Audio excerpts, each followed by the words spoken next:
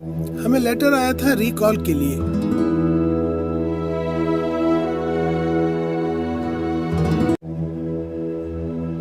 और ये ऐसा उस वक्त होता है जब कार मैन्युफैक्चरर्स को पता चल जाता है कि उनकी कोई गाड़ी या गाड़ियों का एक ख़ास बैच मेयारी स्टैंडर्ड को पूरा नहीं कर रहा है, या इसमें कोई टेक्निकल ख़राबी हो सकती है जो कि ड्राइविंग करने वाले और दीगर मुसाफिरों के लिए ख़तरा बन सकती है। और आगे चलकर अगर किसी मुसाफिर को नुकसान हुआ या कोई हादसा हुआ तो ये मुकदमा और ये अदालती कार्रवाई उस कार कंपनी के लिए एक वबाल जान बन सकती है। आखिर वो किस तरह के मसाइल होते हैं जिनमें रिकॉल भेजी जाती है? बताया जाता है कि बाज़ औक़ात कुछ मैकेनिकल ख़राबियाँ होती हैं। अगर ब्रेक्स में, स्टीयरिंग सिस्टम में, एयर बैग्स वगैरह में कोई ख़राबी पाई जाती है तो ये हादसात का सबब बन सकती है, और ऐसे में कार कंपनीज़ के लिए लाजिम है कि कार ऑनर्स को बुलाकर उस ख़राबियों को दूर करें। इसके अलावा कुछ मेयारी हर मुल्क के और ख़ित्ते के तकाज़े होते हैं, उसकी भी खिलाफ वर्जी अगर कहीं पे हुई है किसी पुर्जे में, किसी चीज़ में, तो उस वक्त भी रिकॉल करके कस्टमर्स को बुलाया जाता है। इसके साथ साथ अगर कोई डर भी ना हो, खौफ भी ना हो, लेकिन टोयोटा को और या होंडा को या किसी और कंपनी को ये शक हो जाए कि उनकी किसी चीज़ में कोई ऐसी कमी रह गई है जिसको अगर शोरूम बुलाकर, डीलर के ज़रिए बुलाकर उनकी गाड़ियों में ये मसाइल को दूर कर लिया जाए, तो उनके कस्टमर का उन पर एतमाद बढ़ सकता है और आइंदा उनका नाम अच्छे अल्फाज में लिया जा सकता है। जरूरी नहीं है कि कोई ना कोई ख़राबी ही हो। बाज़ औक़ात ऐसा भी होता है कि कंपनी को ख्याल आता है कि फ़लाँ चीज़ को अपग्रेड कर देना चाहिए, और बेशतर सूरतों में अगर कोई ख़राबी हो उनकी तरफ से तो वो फ्री होती है, और अगर कोई अपग्रेड का ऑप्शन होता है तो अगर उसकी कोई कीमत होती है वो ग्राहक को बताकर तैयार करके वो किया जा सकता है।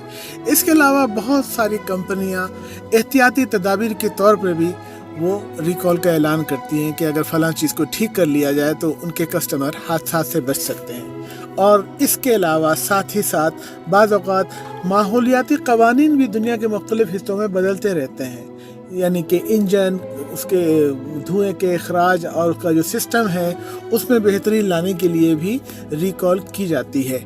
ऐसे अवामिल किए जाते हैं कि वो उनकी गाड़ियां ज़्यादा माहौल दोस्त बन जाएं।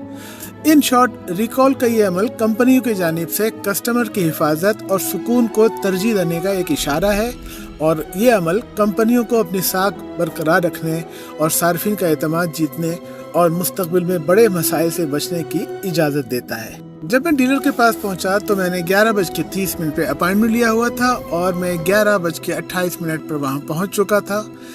दरवाज़ा खुला, मैंने अपनी गाड़ी छोड़ी और उनसे एक टोकन लेकर कस्टमर सर्विस की तरफ चला गया, और बाकी सारा मामला वहां पे स्टाफ देखता रहा। और मुझे सिर्फ 5 मिनट के बाद कस्टमर सर्विस ने कहा कि आपकी गाड़ी को 1 से 1.5 घंटा लगेगा, आप जाके इस वक्त कैफेटेरिया में आराम फरमाइए। एक इंटरनेट के साथ, चाय कॉफ़ी के साथ बहुत पुरसुकून जगह थी जहां हम वक्त गुजार सकते थे। और 1 घंटे के बाद मुझे फ़ोन कॉल पे नीचे से रिसेप्शनिस्ट ने बता दिया कि आपकी गाड़ी तैयार है।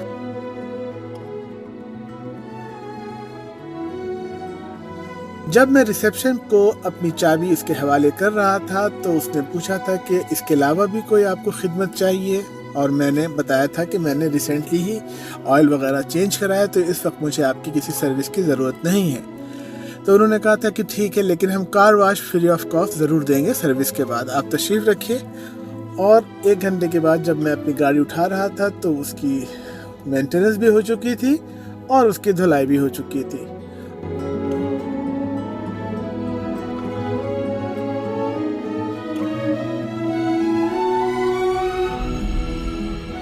और फिर मैंने गाड़ी वहाँ से निकाल के सड़कों पे गाड़ी को थोड़ी देर दौड़ाया और एक मुख्तलिफ रास्ते से आया ताकि मैं गाड़ी को टेस्ट भी कर लूँ और अपने मिजाज के लिहाज से कुछ नए रास्तों से होता हुआ घर पहुँचूँ।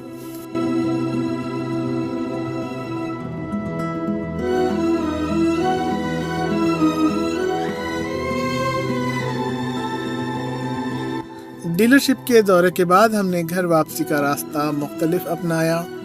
शहर के एक नए और थोड़े से दिलचस्प रास्ते से होते हुए हम वापसी की तरफ गए, तो हमारा ये सफ़र سفر بھی تھا اور تھوڑا سا مہم جوئی کا راستہ بھی بن گیا۔ راستے میں نے گاڑی کی ہینڈلنگ اور نئے پرزوں کی کارکردگی کو بھی بہتر محسوس کیا، اور مجھے خوشی ہوئی کہ فری آف کاسٹ اور بہت تھوڑے وقت میں نے ٹویوٹا کی اس سروس سے فائدہ اٹھایا۔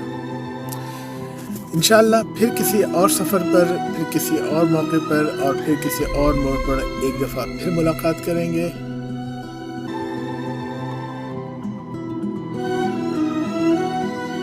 ملتے ہیں پھر کسی اور ویڈیو میں، کسی اور موڑ پر، کسی اور دوست کے ساتھ۔